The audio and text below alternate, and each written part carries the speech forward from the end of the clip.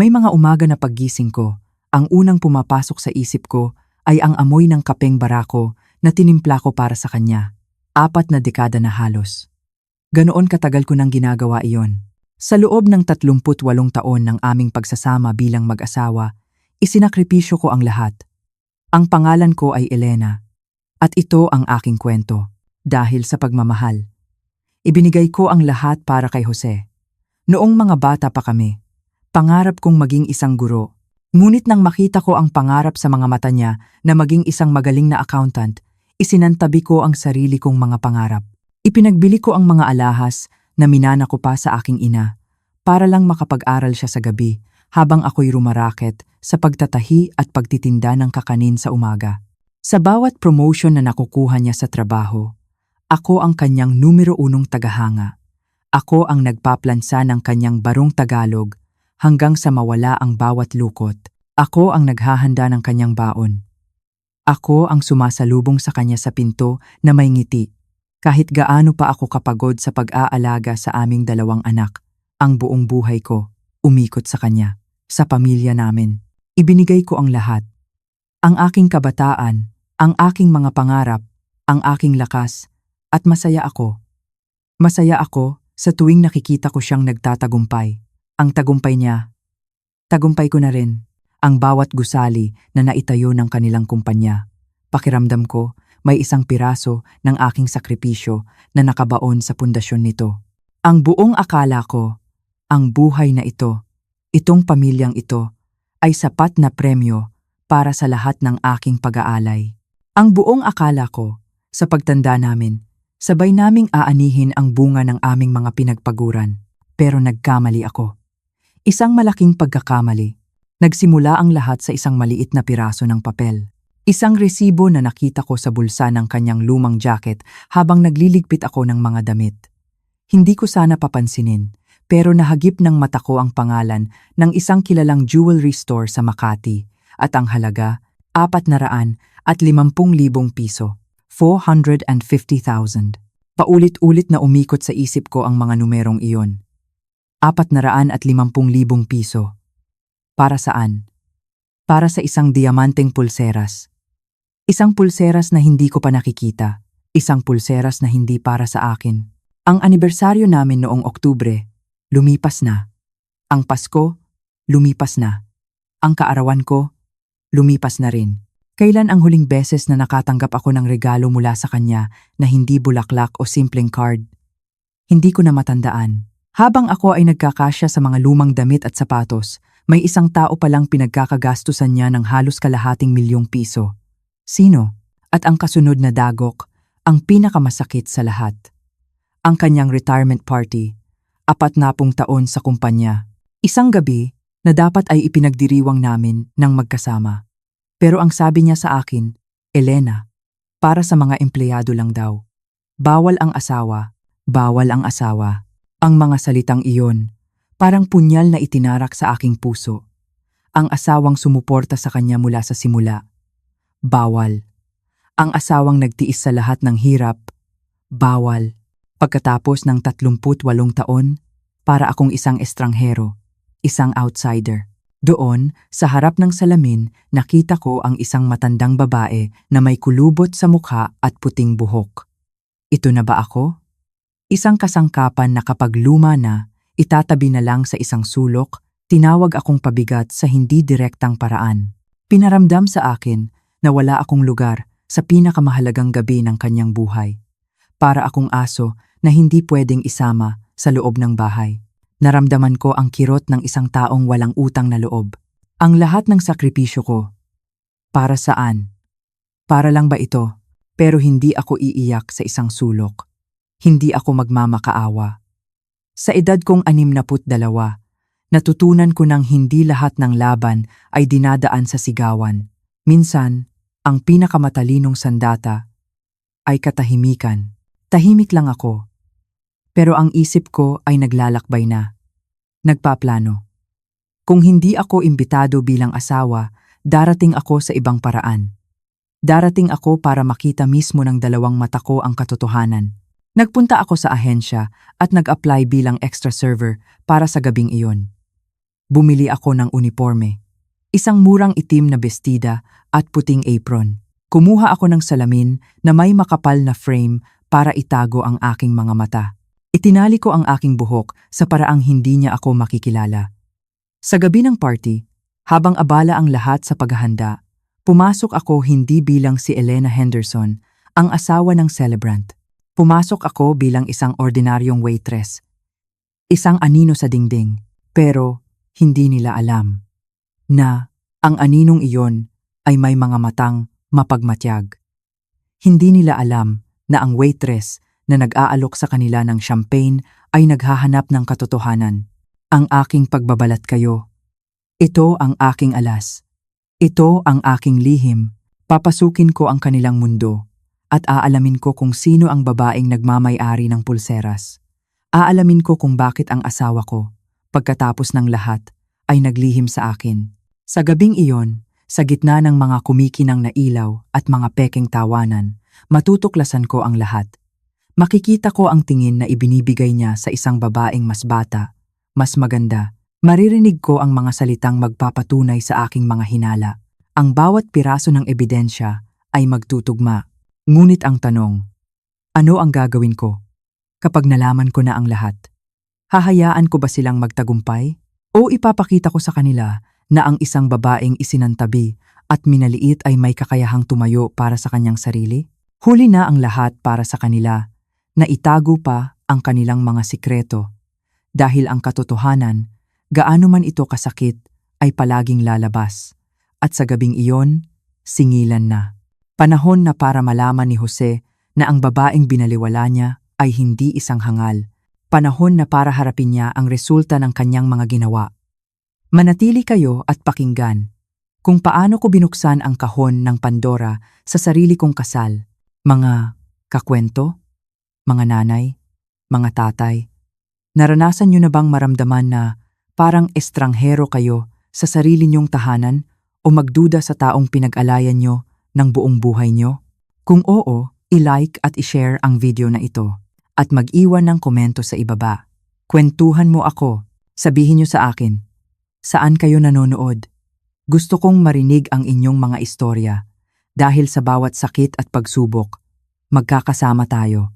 Ang pangalan ko ay Elena at sa loob ng 38 taon, ang mundo ko ay umikot lamang sa iisang tao, ang asawa kong si Jose. Sa edad kong 62, ang bawat sulok ng aming bahay ay may kwento ng aming pinagsamahan. Ang mga litrato sa pader ay saksi sa aming paglalakbay. Mula sa aming kasal kung saan kami payat pa at puno ng pangarap, hanggang sa pagtatapos ng aming mga anak na sina Ana at David, na ngayon ay may sarili na ring mga pamilya. Ang bawat umaga, sa loob ng halos 4 na dekada, ay iisa ang aking ritual. Gigising ako, bago pa man tumilaok ang manok, para ipagtimpla siya ng kapeng barako, mainit at matapang, tulad ng pagmamahal na inialay ko sa kanya. Titiyakin kong nakaplantsa ang kanyang barong Tagalog, na ang bawat butones ay nakakabit ng maayos. Ang buhay ko ay isang mahabang listahan ng mga sakripisyong kusa kong ibinigay dahil sa pag-ibig. Ang buong akala ko, ang aming pagsasama ay matatag na parang isang puno ng nara na ang mga ugat ay malalim na nakabaon sa lupa ng tiwala at katapatan. Ngunit isang hapon, habang nililinis ko ang kanyang lumang aparador, ang pundasyon ng aking mundo ay nagsimulang gumuho. May isang jacket doon na matagal na niyang hindi na isusuot. Kinapa ko ang mga bulsa nito bago ilagay sa labahan. At doon, may naramdaman akong isang lukot na papel. Kinuha ko ito, na ang akala'y isang lumang resibo lang ng grocery. Ngunit hindi. Galing ito sa isang sikat at mamahaling tindahan ng alahas sa Makati. Ang mga mata ko, na medyo malabo na, ay pilit na inaninag ang mga nakasulat. At doon, nakita ko ang mga salitang gumimbal sa aking pagkatao, isang diamanteng pulseras. At ang halaga, 450,000 piso.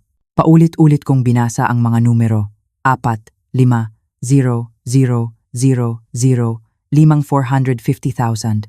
Parang biglang huminto ang pag-ikot ng mundo. Ang halagang iyon, katumbas na iyon ng ilang taon naming ipon. Katumbas na iyon ng puhunan para sa isang maliit na negosyo. At napunta lang ito sa isang pulseras.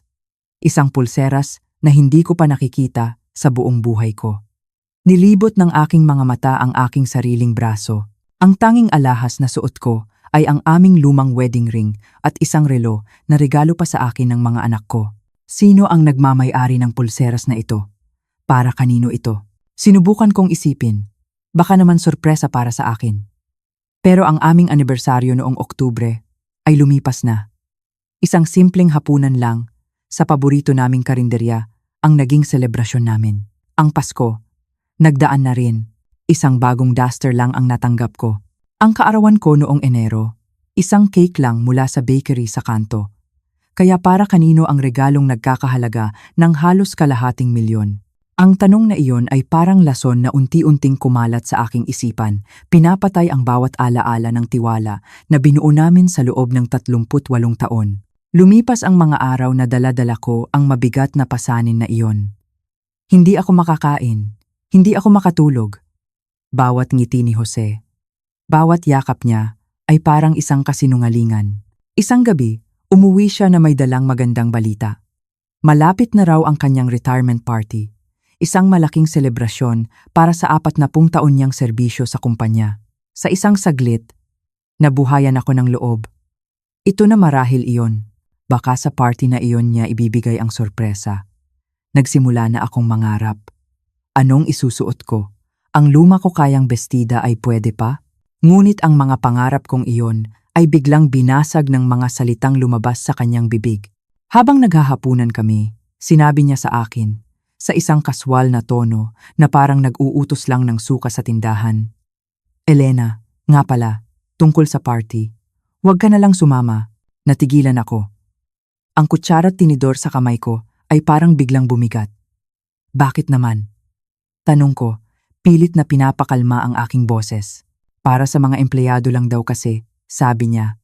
Habang hindi man lang makatingin ng diretso sa aking mga mata. Company policy. Bawal daw ang mga asawa. Bawal ang asawa. Bawal. Ang asawa. Ang tatlong salitang iyon ay mas masakit pa sa sampal. Mas masakit pa sa kahit anong sugat. Ang asawang naging anino niya sa loob ng halos 4 na dekada. Bawal. Ang asawang nagtiis at nagsakripisyo. Bawal. Sa sandaling iyon, ang lahat ay naging malinaw. Ang resibo ng alahas, ang pagbabawal sa akin na dumalo. Ang mga ito ay 2 piraso ng isang palaisipan na bumubuo sa isang larawan ng kataksilan. Hindi na ito isang simpleng duda. Ito ay isang kepelyan. Isang binhi ng duda na diniligan ng kasinungalingan. Na ngayon ay lumalago at nagiging isang puno ng kapaitan sa aking puso. At sa lilim ng punong iyon, ipinanganak ang isang desisyon. Isang desperadong desisyon. Kung hindi ako pwedeng pumasok sa party na iyon bilang kanyang asawa, papasok ako sa ibang paraan. Sa mga sumunod na araw, ako ay parang isang kaluluwang ligaw sa sarili kong pamamahay. Ang bawat kilos ko ay mabigat. Ang bawat paghinga ay may kasamang kirot. Ang desisyon na aking binuo noong gabing iyon ay hindi isang madaling bagay. Sa edad kong ito, dapat sana ay nagpapahinga na lang ako, nag-aalaga ng aking mga apo. Ngunit heto ako, nagpaplano ng isang bagay na parang eksena sa isang pelikula. May isang bahagi sa akin na nagsasabing, Elena, baliw ka na ba? Baka naman nagkakamali ka lang. Ngunit may mas malakas na boses sa aking isipan, isang boses na puno ng sakit at galit, na nagsasabing, karapatan mong malaman ang totoo. Desperadong panahon ay nangangailangan ng desperadong solusyon. Kinabukasan, pumunta ako sa isang maliit na ahensya na naghahanap ng mga on-call na waiter at waitress para sa mga event. Nagsuot ako ng simpleng damit, itinali ang aking buhok, at sinubukang magmukhang mas bata at mas malakas kaysa sa tunay kong edad. Sa una, tiningnan ako ng babae sa ahensya mula ulo hanggang paa. Pasensya na po, Lola, pero baka po hindi niyo kayanin ang trabaho. Mabilis po ang kilos dito. Ngunit nagpumilit ako. Sinabi kong kailangan ko ng dagdag na kita para sa aking mga apo. Ipinakita ko ang aking mga kamay na sanay sa mabibigat na gawain. Sa huli, pumayag din siya. May isang malaking event daw sa Grand Luzon Hotel sa darating na Sabado, isang retirement party. Nagkunwari akong walang alam. Tinanggap ko ang alok, at ang puso ko ay kumabog ng napakabilis. Ito na iyon. Ang tadhana na mismo ang gumagawa ng paraan. Binigyan nila ako ng listahan ng mga kailangan. Itim na sapatos, itim na pantalon, at sila na raw ang bahala sa unipormeng pang-itaas. Pag-uwi ko, dumaan ako sa Divisoria. Bumili ako ng pinakamurang itim na sapatos na nakita ko, kahit na alam kong sasakit ang mga paa ko dito. At para makumpleto ang aking pagbabalat kayo, bumili ako ng isang pares ng salamin sa mata na may makapal at itim na frame. Isang salamin na walang grado, na ang tanging silbi ay itago ang pagkakakilanlan sa likod ng mga mata ko, mga matang puno ng hinanakit. Dumating ang gabi ng Sabado. Nagpaalam ako kay Jose na maaga akong matutulog dahil masama ang aking pakiramdam. Ang galing niyang magsinungaling. Kaya natuto na rin ako. Habang siya ay abala sa pag-aayos, naliligo sa mamahaling pabango, at isinusuot ang kanyang pinakamagarang barong Tagalog, ako naman ay nasa kabilang kwarto, dahan-dahang isinusuot ang aking uniporme ng kataksilan. Ang itim na pantalon, ang puting polo, ang itim na apron, at ang salamin. Humarap ako sa salamin, at sa isang saglit, hindi ko nakilala ang aking sarili. Ang babaeng nakatingin sa akin ay hindi si Elena, ang asawa, ang ina, ang lola. Siya ay isang estranghero, isang anino, isang waitress na walang pangalan. Ang aking puso ay naghahalong kaba at tapang. Nakakatakot ang gagawin ko, pero mas nakakatakot ang mabuhay sa isang kasinungalingan. Sumakay ako ng jeep papunta sa hotel. Ang bawat metro na inilalapit ko sa lugar na iyon ay parang isang hakbang papalapit sa isang bangin. Pumasok ako sa service entrance, sa likod, kung saan dumadaan ang mga empleyado. Walang pumansin sa akin. Isa lang akong karagdagang mukha sa karamihan. Itinuro sa akin ang locker room, at pagkatapos ay ang storage room, kung saan kami maghihintay bago magsimula ang serbisyo. Ang amoy sa loob ng storage room ay pinaghalong amoy ng panlinis at bagong labang mga mantel.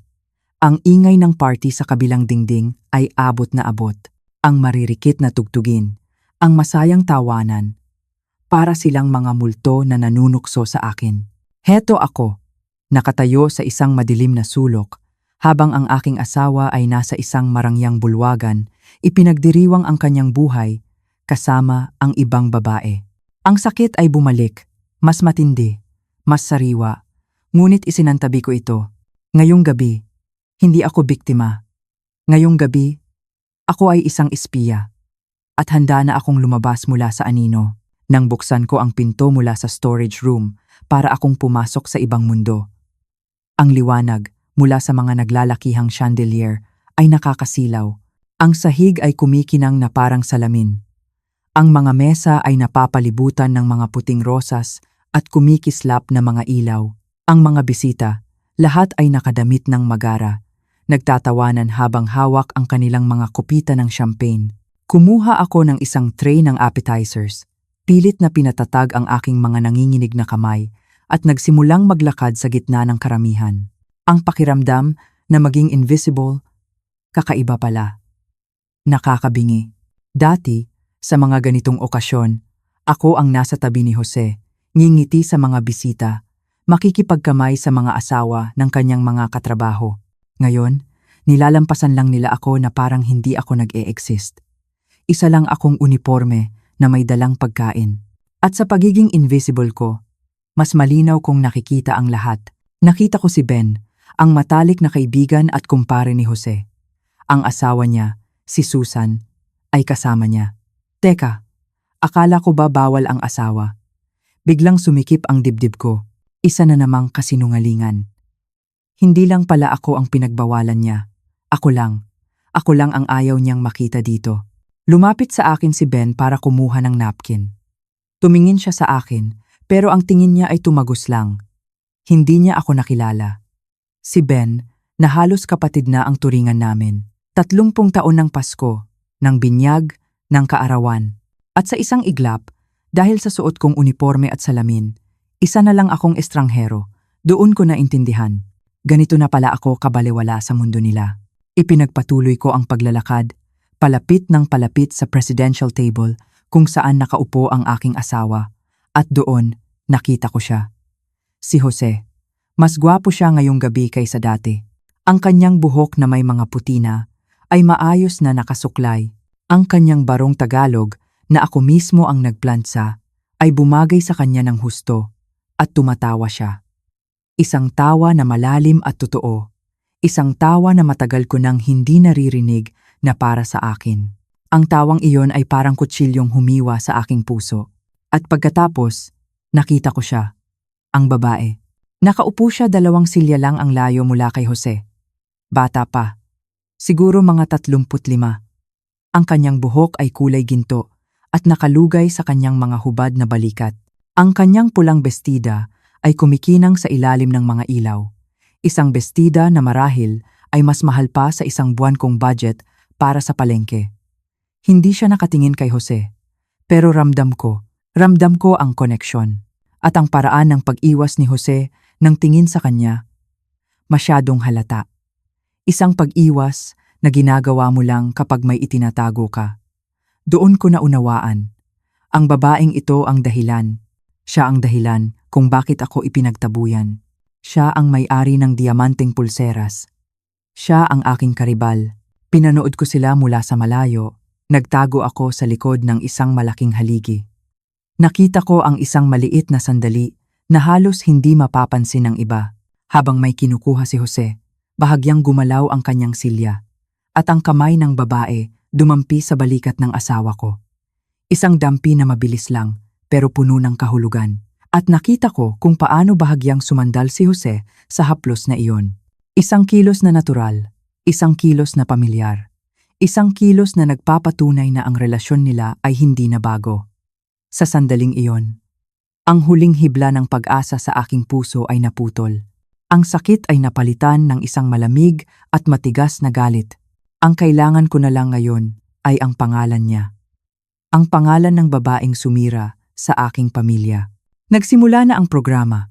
Umakyat sa entablado si Ben para magbigay ng talumpati para kay Jose. Inisa-isa niya ang mga tagumpay ng aking asawa sa loob ng 40 taon. Ang bawat proyekto, ang bawat parangal. Habang nagsasalita siya, hindi ko maiwasang isipin na sa likod ng bawat tagumpay na iyon, nandoon ako. Ako ang nag-alaga sa mga anak namin para makapag-focus siya sa trabaho. Ako ang nag-budget ng aming kakarampot na sahod noong nagsisimula pa lang kami. Ako ang kanyang sandalan. Ngunit sa gabing ito, ang lahat ng iyon ay walang halaga. Isa lang akong anino, nakikinig mula sa kadiliman. Pagkatapos ng mahabang pagpupuri, itinaas ni Ben ang kanyang kopita. Si Jose ay hindi lang naging isang kasamahan, sabi niya sa mikropono. Siya ay naging isang kaibigan, isang mentor, at kamakailan lang, higit pa doon. Huminto ang paghinga ko. Higit pa doon? Anong ibig niyang sabihin? Jose, pagpapatuloy ni Ben, ikinalulugod naming i-anunsyo na kahit ikaw ay magre-retiro na, mananatili ka pa rin bilang isang espesyal na consultant para sa aming pinakabagong partner. Itinuro ni Ben ang kanyang kamay patungo sa babaeng nakapula. Ang babaeng kanina ko pa pinagmamasdan. Mga kaibigan, palakpakan po natin si Isabel Reyes, ang papalit sa posisyon ni Jose, na nagpakita sa atin na ang kinabukasan ng kumpanya ay nasa mabuting mga kamay.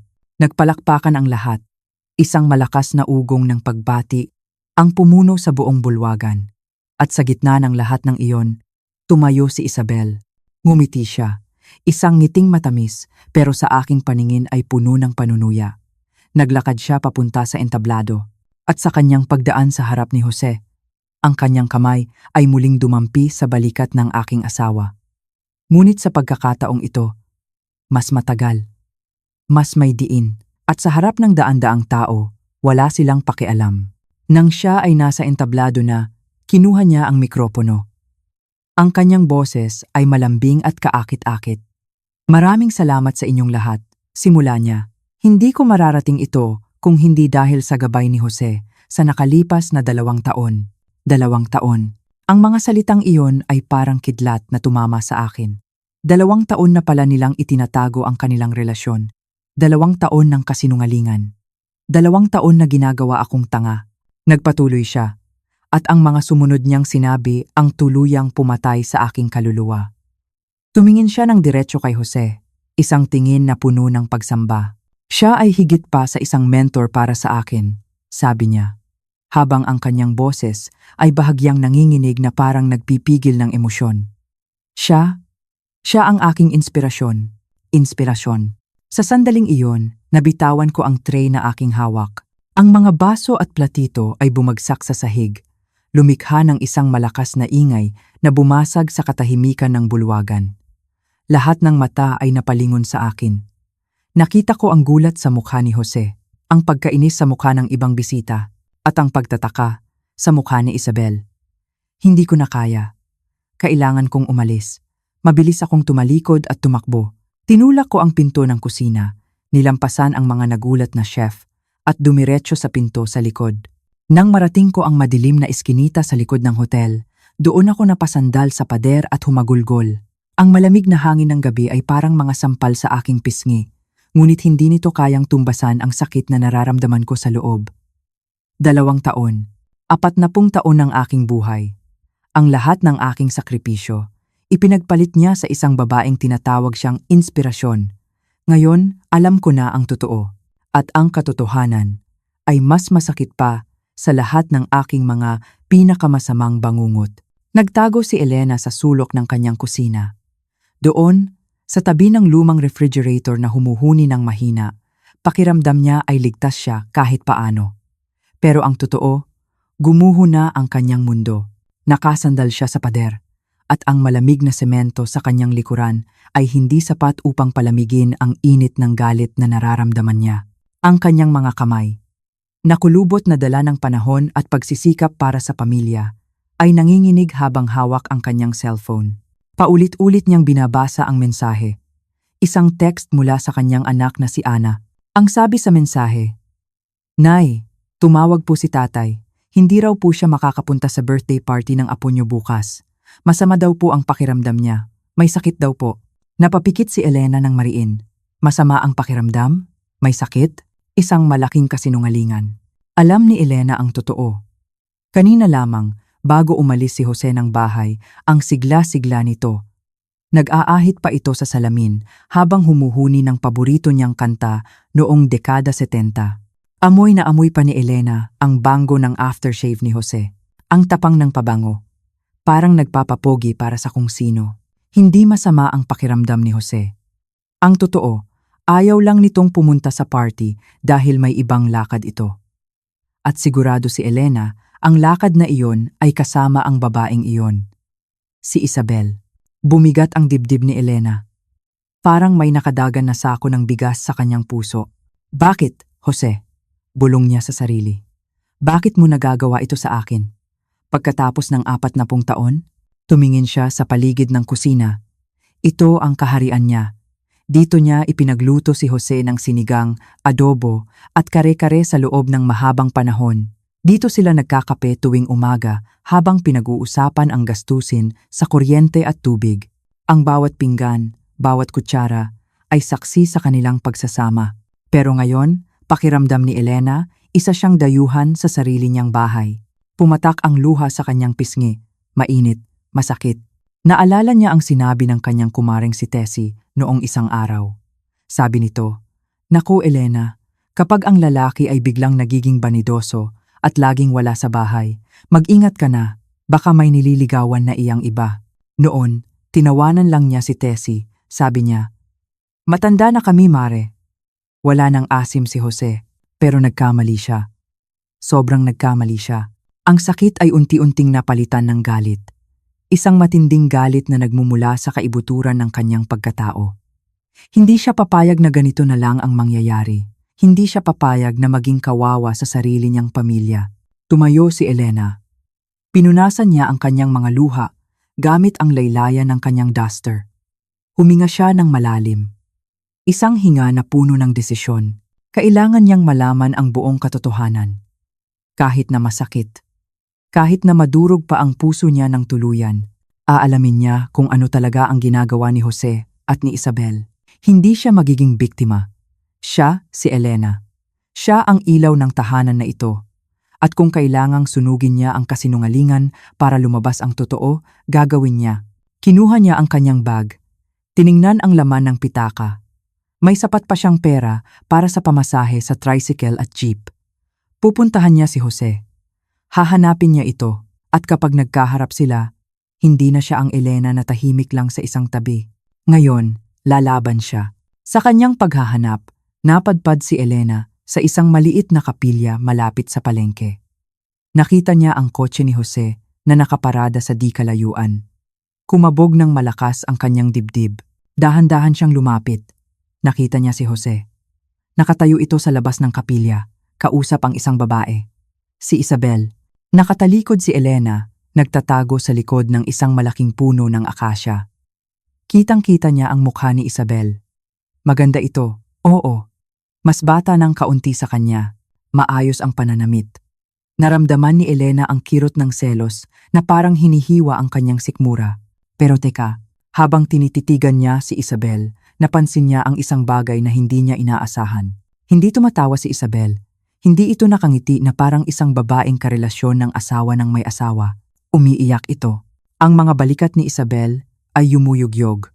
Ang kanyang mukha ay puno ng pighati. Nakita ni Elena na inabutan ni Jose si Isabel ng panyo. Hindi ito kilos ng isang mangingibig.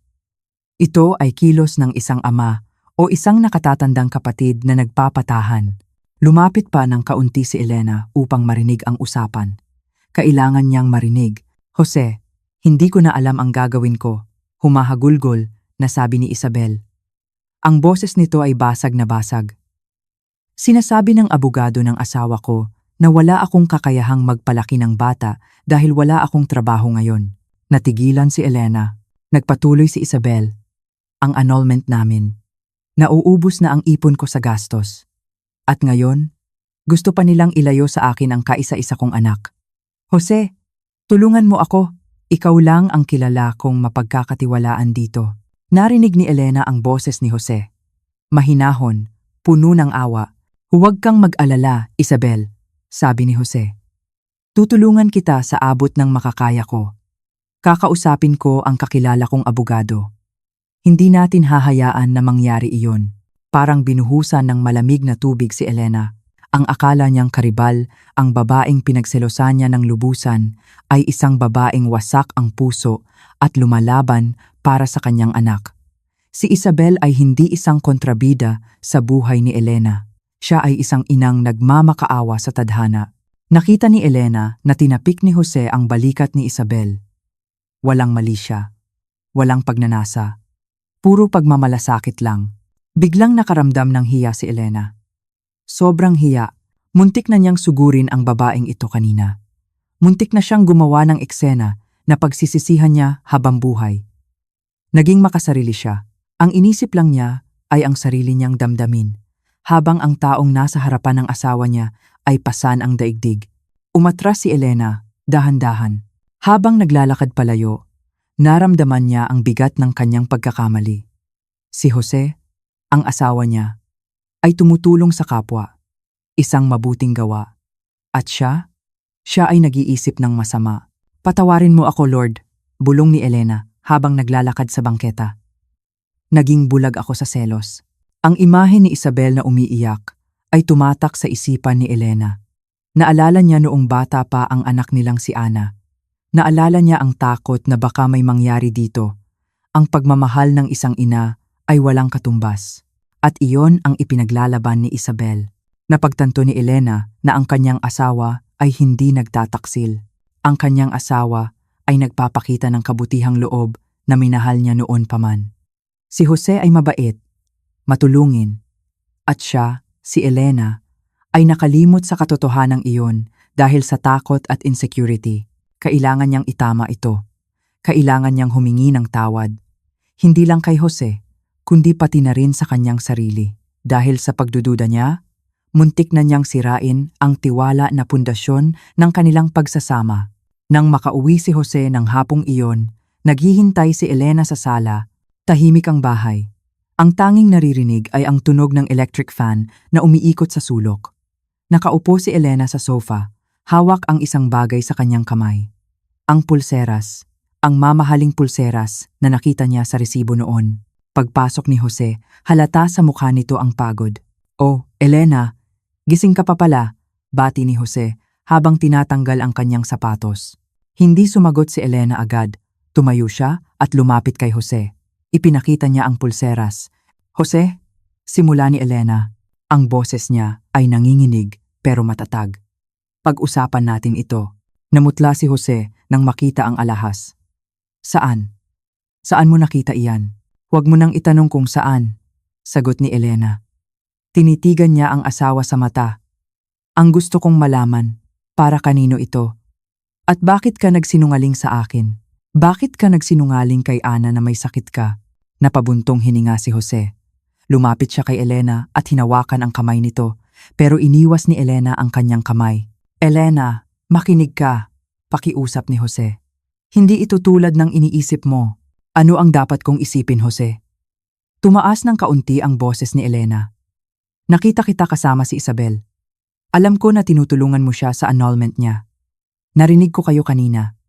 Pero ito, itinaas niya ang pulseras. Ito ba ay tulong din? Ang laking halaga nito, Jose.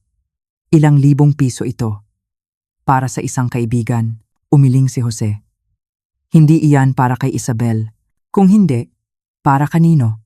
Tingnan mo, sabi ni Jose. Tingnan mong mabuti ang pulseras, Elena. Basahin mo ang nakaukit sa loob. Naguluhan si Elena. Dahan-dahan niyang inilapit ang pulseras sa kanyang mga mata. Kinailangan pa niyang isuot ang kanyang salamin na nakasabit sa kanyang leeg. Sa ilalim ng liwanag ng bumbilya, nakita niya ang maliliit na letra na nakaukit sa ginto. Rizal Park, 1978.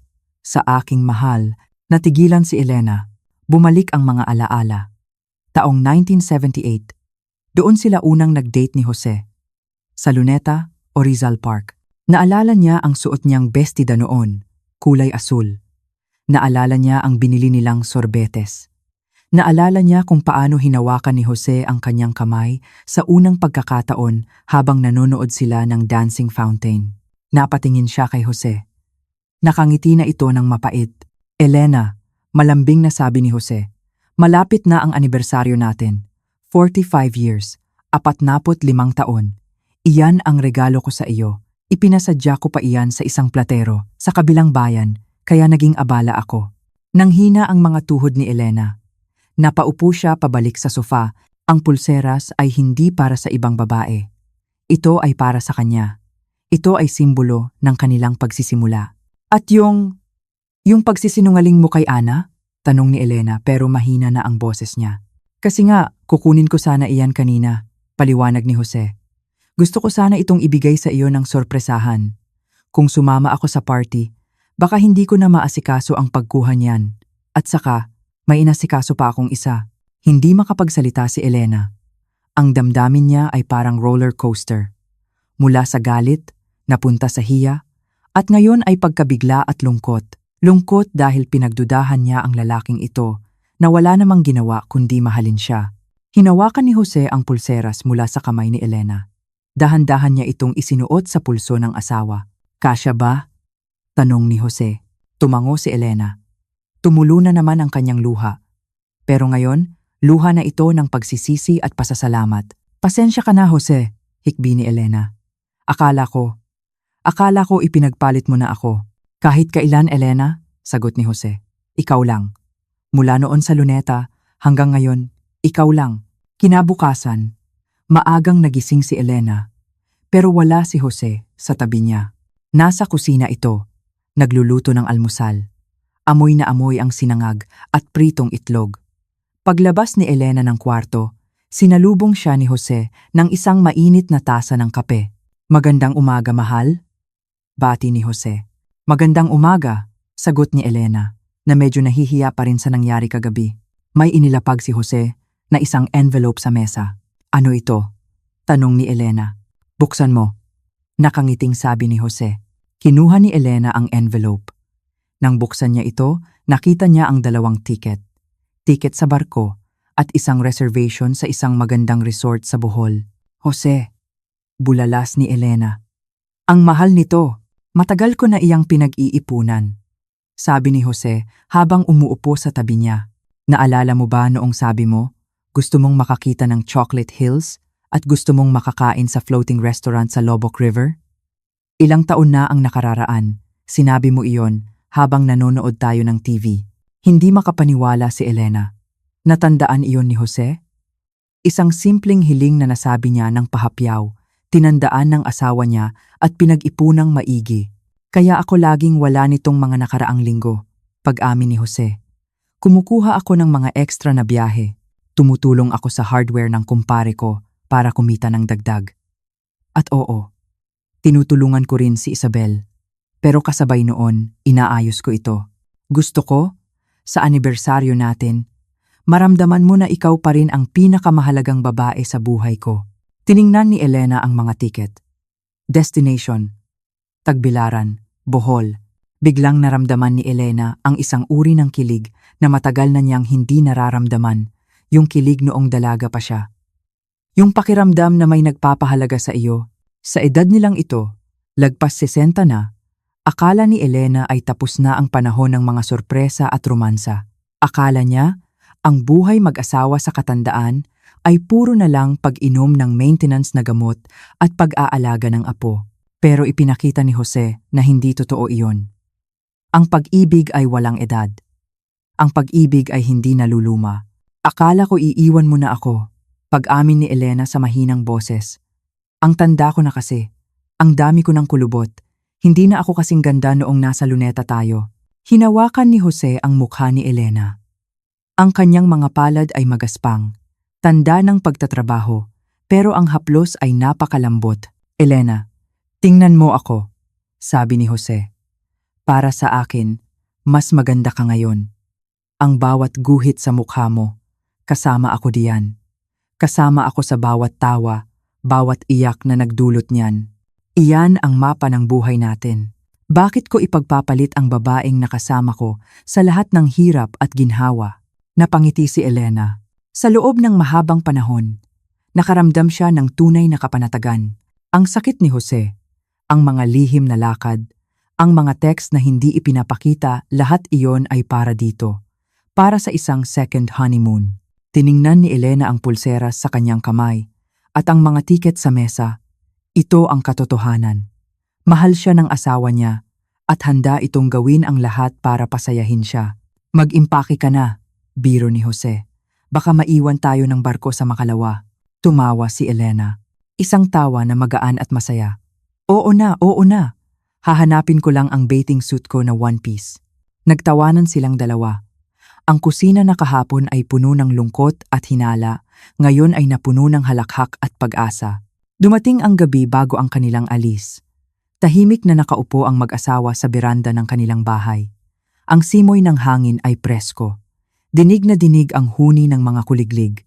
May hawak na tasa ng tsaa si Elena.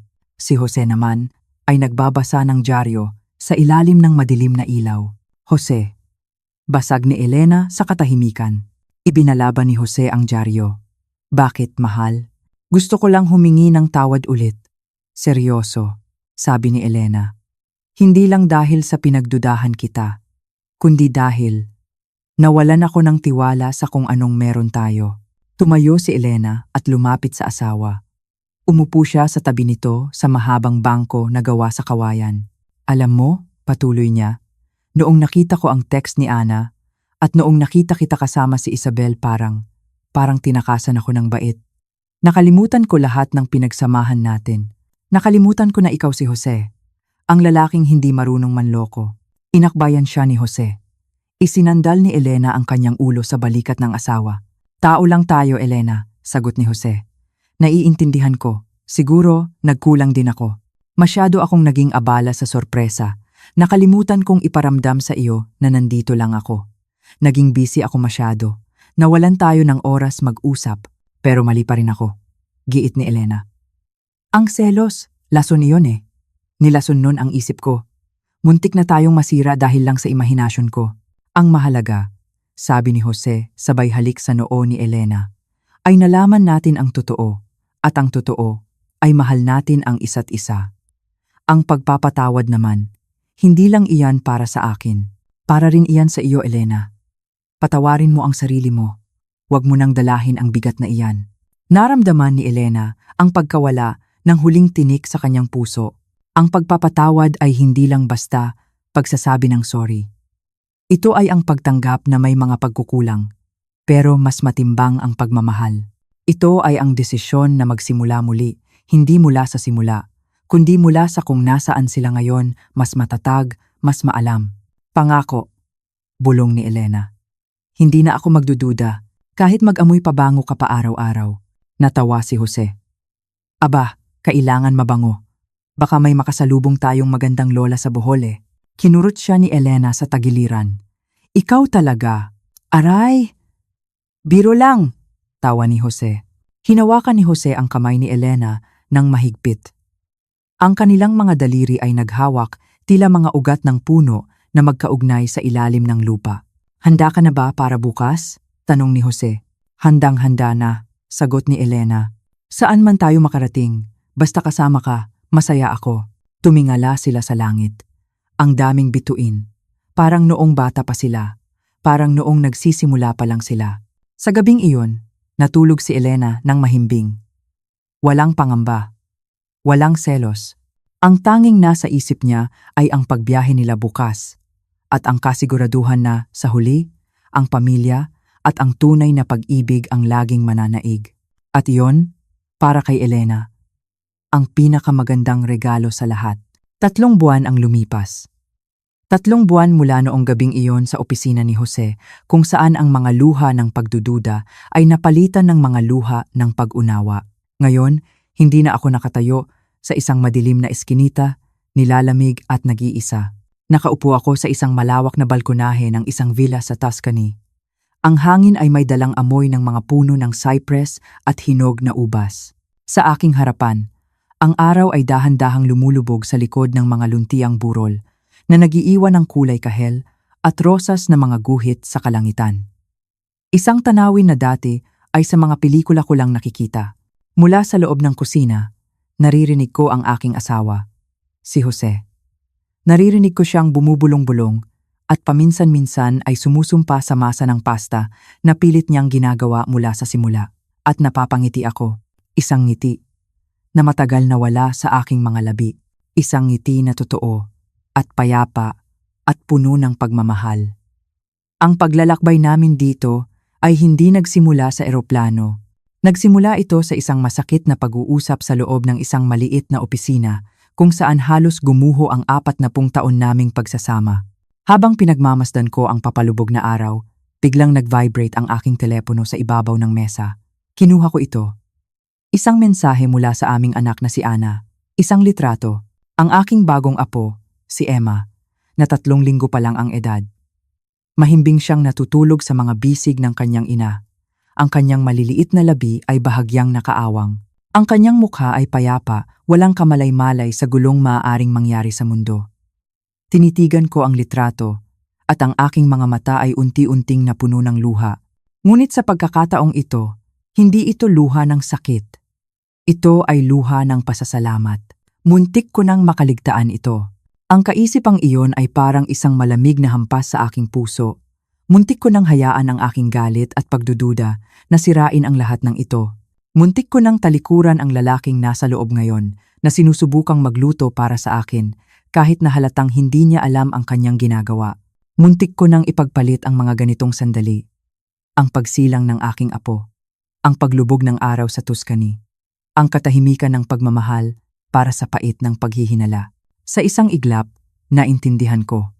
Hindi ako dapat maging biktima ng aking mga paghihirap. Ako ang dapat magpasya kung paano nila ako babaguhin. At pinili kong hayaan silang gawin akong mas maunawain, mas mapagpatawad, at mas mapagmahal. Biglang.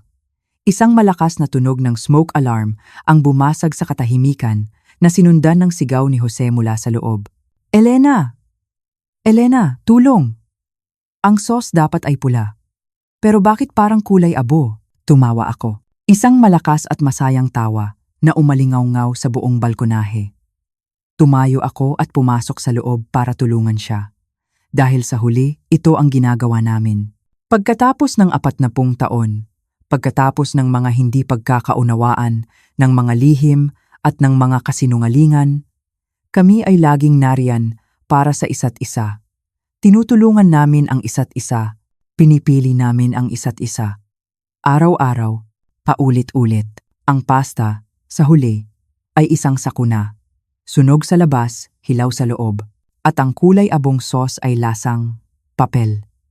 Nagkatinginan kami ni Jose sa gitna ng mausok na kusina at sabay kaming humagalpak ng tawa hanggang sa sumakit ang aming mga tiyan. Sa huli, nag-order kami ng pizza mula sa isang maliit na kainan sa bayan at kinain namin iyon sa balkonahe sa ilalim ng mga kumikinang na bituin sa kalangitan ng Tuscany habang nag-iinuman ng lokal na alak. Sa gitna ng aming katahimikan, nagsalita si Jose. Ang kanyang boses ay mahina, halos isang bulong. "Salamat," sabi niya. Tumingin ako sa kanya. "Para saan?" "Sa paniniwala sa akin." Ulit. Pagkatapos ng lahat, sagot niya habang hindi inaalis ang kanyang tingin sa mga bituin. Inabot ko ang kanyang kamay sa ibabaw ng mesa. Ang parehong kamay na hinawakan ko noong araw ng aming kasal. Ang parehong kamay na humaplos sa aking likod sa ospital noong ipinanganak ang aming mga anak. Ang parehong kamay na pinunasan ang aking mga luha sa mga burol at sa mga pagtatapos. Pinisil ko ito ng mahigpit. "Lagi naman," sabi ko. "Pero sa susunod na magplano ka ng sorpresa, baka pwedeng sabihin mo na lang sa akin." Masyado na akong matanda para sa espiya-espiya. Tumawa siya. Ang tunog na iyon na matagal kong hinanap-hanap. "Deal," sabi niya. Nanatili kaming nakaupo doon hanggang sa hating gabi, pinagmamasdan ang pag-ikot ng mga bituin sa kalangitan. At doon, sa ilalim ng kalawakan, naintindihan ko ang tunay na kahulugan ng aming 40 taon. Ang pag-aasawa ay hindi tungkol sa mga engrandeng sorpresa o mamahaling mga pulseras. Hindi rin ito tungkol sa mga perpektong bakasyon o mga pagkaing hindi nasusunog. Ang pag-aasawa ay isang desisyon. Ito ay ang desisyon na bumangon araw-araw at piliin ang parehong tao, kahit na ang taong iyon ay may mga pagkukulang at imperpeksyon. Ito ay ang desisyon na magpatawad, kahit na mas madaling magtanim ng galit. Ito ay ang desisyon na makinig, kahit na ang gusto mo lang gawin ay sumigaw. Ito ay tungkol sa pagtulong sa iyong asawa na ayusin ang isang kulay abong sauce sa isang mausok na kusina. Ito ay tungkol sa pagtawanan ang inyong mga kapalpakan. Ito ay tungkol sa paghawak sa kanyang kamay sa dilim at pagsasabing, "Nandito lang ako." Ang pag-ibig na mayroon kami ngayon ay hindi na katulad ng nag-aalab na pag-ibig noong aming kabataan. Ito ay mas tahimik, mas malalim. Ito ay isang pag-ibig na sinubok ng panahon, ng mga pagsubok, ng mga sakit, at ng aming sariling mga pagkakamali. At dahil doon, ito ay mas matatag, mas totoo. Ang paglalakbay na aming pinaplano ang Paris, ang Mediterranean cruise, ang iba't ibang lugar sa mundo, hindi na sila ang pinakamahalaga. Ang mga iyon ay bonus na lang. Ang tunay na premyo ay ito, ang sandaling ito, ang pag-upo ng magkatabi, ang pagbabahagi ng katahimikan, at ang kaalaman na sa pagtatapos ng araw, mayroon kang isang taong uuwian. Ang bawat araw mula ngayon ay isang bagong simula. Isang pagkakataon para ipakita ang pagmamahal sa maliliit na paraan. Isang pagkakataon para maging mas tapat, mas bukas, at mas mabuti sa isa't isa. Ang aming kwento ay hindi isang perpektong love story. Malayo doon. Ito ay isang kwento ng dalawang hindi perpektong tao na natutong mahalin ang imperpeksyon ng bawat isa, na piniling magpatuloy sa pagsubok, araw-araw, sa loob ng 40 taon. At iyon ang buong kwento ng pag-ibig.